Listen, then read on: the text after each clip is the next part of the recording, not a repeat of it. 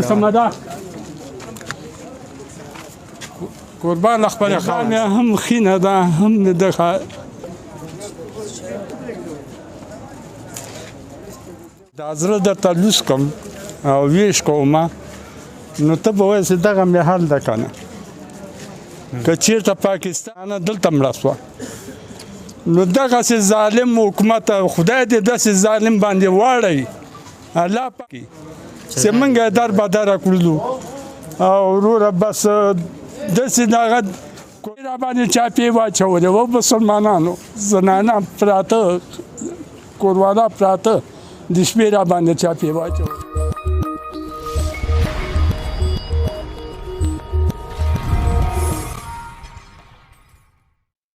زه د زړه درته لوس کوم او ویش کومه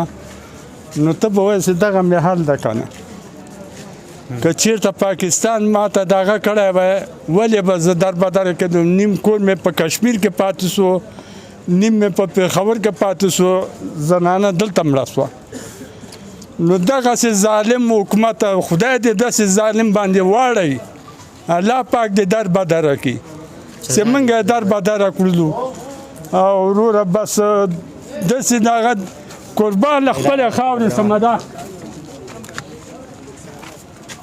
قربان له خپلې خاورې سم پوه شوې کاکا جان دا راته ووایه چې دغه ترور چې وفات شوی ده دا دې څه کېږي داسې ده دا مې هم خینه ده هم مې دغه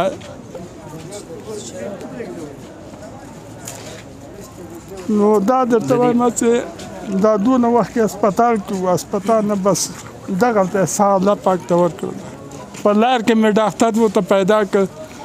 ستنې مې ورته ولګولې ولټې نه درېدلې او بل دوایي موایي مې ورته واخیسته ښه بس روغه جوړه وه بس هغه سوله زیاتي دلته د چکن جای ته چې راغلو بس دلته سایه الله ته څومره وخت کېږي چې راغلي وو چېرته دلته تورخم ته څه وخت راغلی اوس راغلو اوس په دې ساعت راغلی دې ساعت کې 5 منټې موږ دمه دا کوم ډوډۍ خوړې دي یا سهار یا د شپې یا غرمه ولا کوم روزه ماته کړي دوستانو نو له دې نه نور غټ تکلیفونه نشته چې یو څوک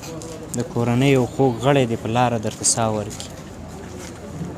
د ویلو لپاره در سره څه نه پاتې کېږي چې ویې وایي دغه کاکا جان چې دغه خور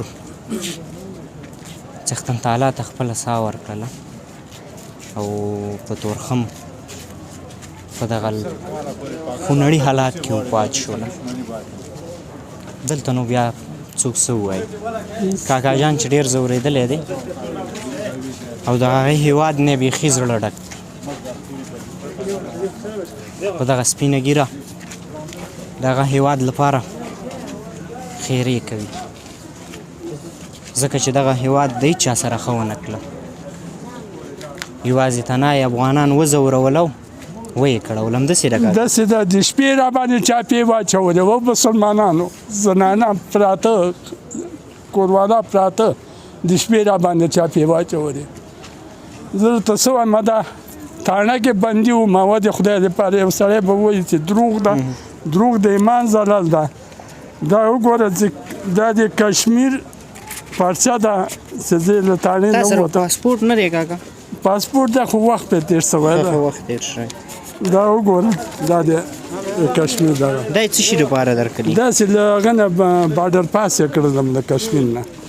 بیا دې خواته راغلی او کوروالا مې ټوله مالته پاتې دي نو داسې حالات په موږ باندې راغلل خدای دې وکړي کاکا چې دا هر څه حل شي انشاءالله هغه به